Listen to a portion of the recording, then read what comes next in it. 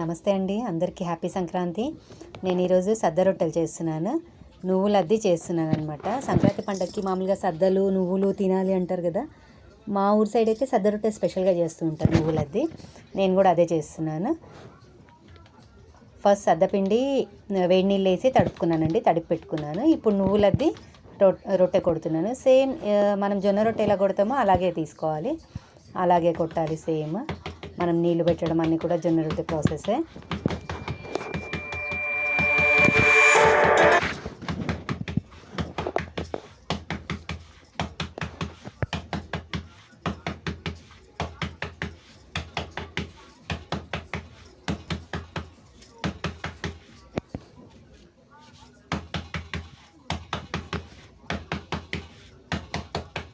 Same జొన్న రొట్టె కొట్టినట్టే అలా కొడుతూ వెళ్తే వచ్చేస్తుంది.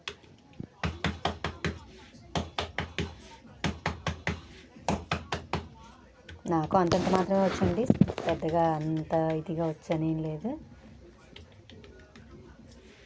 మామూలుగా చేయడం వచ్చు, అదే మీకు చూపిస్తున్నాను. రొట్టె వేసేటప్పుడు ఎప్పుడైనా కూడా మంట పెద్దగా పెట్టుకోవాలి, ఇంకా ఎక్కువ వేడిగా ఉండాలండి, అప్పుడైతే రొట్టె బాగా కాలుతుంది. జొన్న రొట్టె కానీ ఇది కానీ సేమ్ అంతే.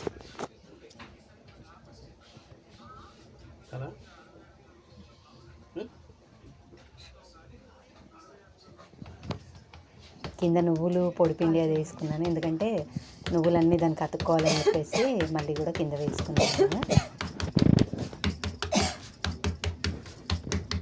ఇలా వచ్చినప్పుడు కొద్దిగా ఉబ్బుతున్నప్పుడు వాటర్ రుద్దేయాలండి, అప్పుడు కింద కొద్దిగా కాలుతూ ఉంటుంది అనమాట. మనం వాటర్ రుద్ది దాన్ని కొంచెం ఆరిన తర్వాత ఉల్టా వేసేసుకోవాలి.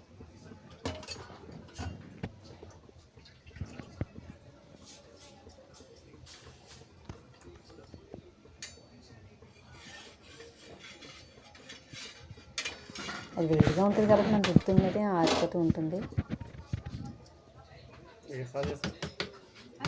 పొడిపిండి చేతికి అతుక్కొని కొడితే మనకు చేతికి ఎక్కువగా అతుక్కోదు అనమాట.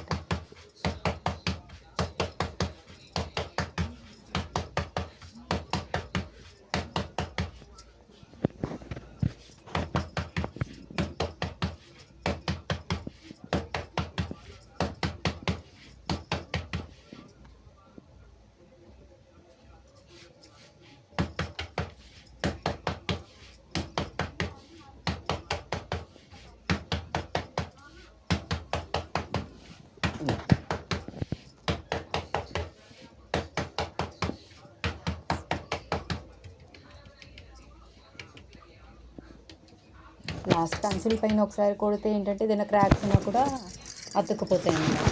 అందుకని చెప్పేసి లాస్ట్ మళ్ళీ అంచుల పైన కొడుతున్నాను. అది ఇంకో సైడ్ మనం వాటర్ పెట్టిన సైడ్ కాలిందండి, దాన్ని తిప్పుతున్నాను. ఆ సైడ్కి వేయడం వల్ల ఏంటంటే సైడ్స్ అన్నీ బాగా కాలుతాయి.